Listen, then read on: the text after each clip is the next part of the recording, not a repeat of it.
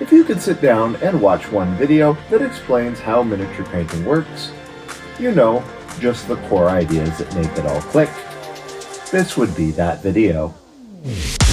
Miniature Landscape Hobbies is proudly supported by these sponsors.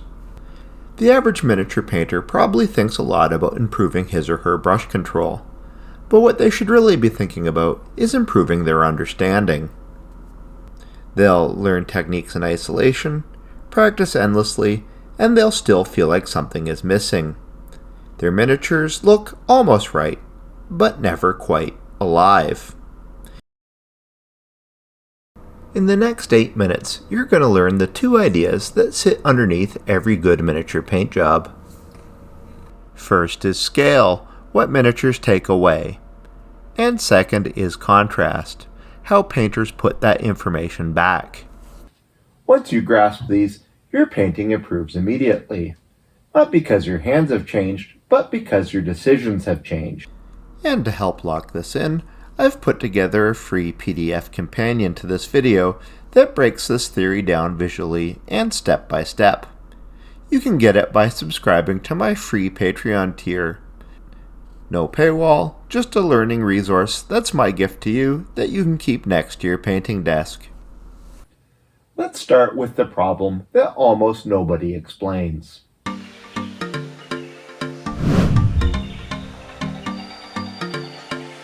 Scale is the invisible issue that causes most painters their frustration. A miniature is not a tiny version of a real object. It looks like one, but visually it functions very differently. When you shrink something down to only a few centimeters tall, you just don't reduce its size. You also reduce the amount of information that's present to communicate its form. Real objects rely on natural shadow depth, subtle gradients along curved surfaces, and tiny color shifts from the light and environment. At full scale, your brain reads this automatically. At miniature scale, this information is gone. Shadows don't fall visibly, gradients disappear, and color variation collapses. This is why painting realistically on a miniature often makes it look less realistic. Subtle shadows become invisible, gentle highlights vanish, and natural transitions turn into flat surfaces. Nothing is technically wrong here, but nothing is reading for the viewer either. This is the moment that most painters hit a wall. And the solution isn't better blending or a steadier hand. The solution is understanding that miniatures require exaggeration, not just for style, but also for clarity. Shadows must be darker because real shadows don't show. Highlights must be brighter because reflections vanish. Colors must be separate because tiny surfaces merge. Edges must be defined because small shapes don't explain themselves. Once you accept this, you stop fighting with your miniature. You stop chasing realism and start building readable reality. And that leads directly to the tool we use to do that.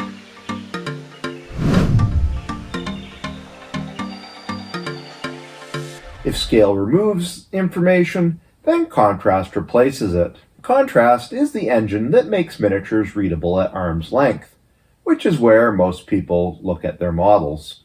The most important form of contrast is value contrast, or light versus dark. This determines whether the viewer can even understand the shape of the miniature. If your shadows and highlights are too close in value, the miniature collapses visually the moment it's not inches from your face. That's why experienced painters always say, push your shadows, or go brighter on your highlights. They're not chasing drama, they're compensating for scale. Strong value contrast restores depth, light direction, and surface curvature. You're not recreating physics, you're creating readability. Next is color contrast. Real objects have complex color interactions that miniatures really just can't show, so we replace this intentionally. Warm versus cool tones. Saturated focal points versus muted support areas. Color contrast gives emotional and structural cues that scale removes. And finally, we come to edge contrast. On real objects, edges are defined by natural shadows and depth. On miniatures, that disappears. So the paint job must define edges clearly. Sharp edges for hard surfaces, softer transitions for organic forms. Edge contrast restores structure and clarity. Once you understand scale and contrast, miniature painting is no longer about guesswork. Scale removes the information, and contrast replaces it. Scale removes depth. Contrast recreates it. Scale hides edges. Contrast restores them. Scale weakens color. Contrast amplifies it. This is why two painters using the same techniques get wildly different results. The difference isn't practice, it's understanding. And that's of course exactly why I created the free PDF companion to this video.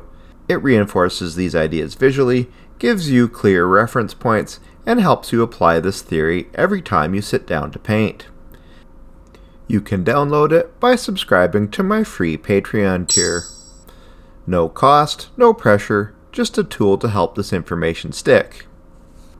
And as a gift to you, I've added some bonus information to the PDF that you're going to want to see.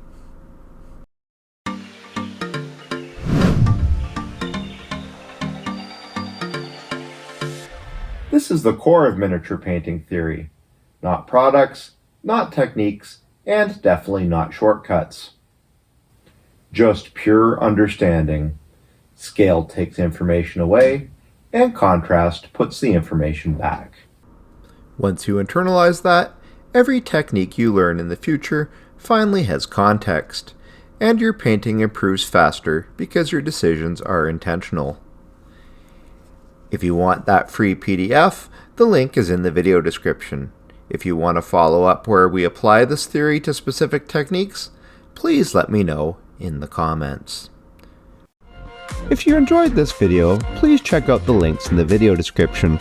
There you'll find links to Miniature Market and Wayland Games. Purchases from these links help support the channel, and I'd really appreciate that. You can also join my Patreon for early access to my videos, hobby discounts from tons of great retailers, and loads of STL files for wargaming accessories. See you next time for more miniature gaming, painting, and diorama videos. But most importantly, until then, remember to keep building life in miniature.